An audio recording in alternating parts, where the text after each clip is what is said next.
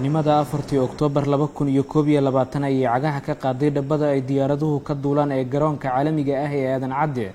Diyaaradii sidee wafdiga madaxweynaha Jamhuuriyadda Federaalka Soomaaliya Mudane Maxamed Cabdullaahi Farmaajo oo u kicitamay magaalada Addis Ababa ee caasimadda dalka Itoobiya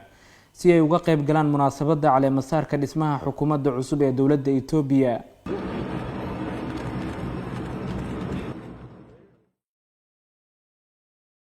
madaxweynaha jamhuuriyadda, wasiirada gaashaandhigga, qorsheynta iyo diblomaasiyiinta Soomaaliyeed ee safarkan ku wehlinayay madaxweynaha soo dhaweyn maqaamkeedu sareeyo oo ay la kulmeen kadib waxa ay xaadireen fagaaraha caleemasaarka xukuumadda cusub ee ra'iisul wasaare Abiy Ahmed iyagoo adkeynaya xiriirka midho-dhalka ah ee ku dhisan is-ixtiraamka qarannimo iyo daris wanaagga ee ka dhaxeeya labada dal.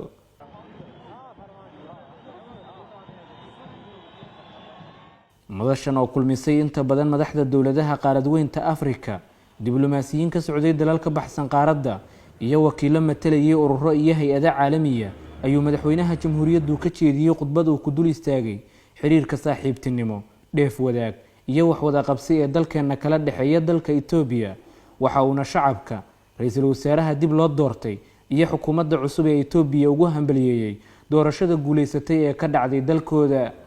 It's an honor to participate in this inauguration ceremony of the new government of Ethiopia, led by His Excellency Prime Minister Abiy Ahmed. waxaa sharaf ah inaan ka soo qayb galo munaasabadda caleemasaarka xukuumadda cusub ee dowladda Itoobiya ee uu hogaamiyo mudane ra'iisul wasaare Abiy Ahmed. waxaan uga mahad celinayaa ra'iisul wasaare Abiy iyo shacabka Itoobiya soo dhaweynta diiran ay u fidiyeen aniga iyo wafdigayga. waxaan shacabka Itoobiya ugu hambalyeynayaa sida ay u xoojiyeen dimuqraadiyadda ugana qayb galeen doorashadii lixaad oo heer qaran ah iyaga oo doortay xukuumad ay ku kalsoon yihiin inay si dhab ah u matali doonto masaalixdooda qaranna u ilaalin doonto xilligan adag ee adduunyadu wajahayso caqabadaha waaweyn ee ugu horeeya cudurka COVID-19. madaxweynaha jamhuuriyadda ayaa soo bandhigay muhiimadda ay leedahay in dalalka gobolku ay xoojiyaan iskaashiga, wax wada qabsiga, nabadgelyada, ganacsiga iyo xal u helidda musiibooyinka dabiiciga ah isagoo xukuumadda cusub u rajeeyay inay ka dhabayso himilada iyo filashooyinka dadkooda. As the world faces some of the greatest challenges and crises which pose credible existential threat, including deadly COVID-19 virus, xilligan adag ee dunidu wajahaysa caqabadaha waaweyn ee ugu horeeya fayraska dilaaga ah ee COVID-19, isbeddelka cimilada adduunka iyo argagixisada, baahida ugu weyn ee la qabi karaa waa in la helo hogaamiye hiraal iyo aragti dheer leh si xal loogu helo dhammaanba mushkiladaha jira. si looga gudbo dhibaatooyinka maanta ka jira dunida, waxaa lagama maarmaan ah in hogaamiyaashu ay dadaal badan ku bixiyaan xal u helidda mushkiladaha,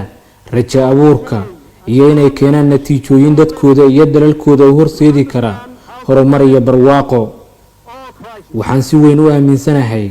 in marka madaxda Afrika ay si daacadnimo ah ugu adeegayaan mustaqbalka iyo aayaha dadkooda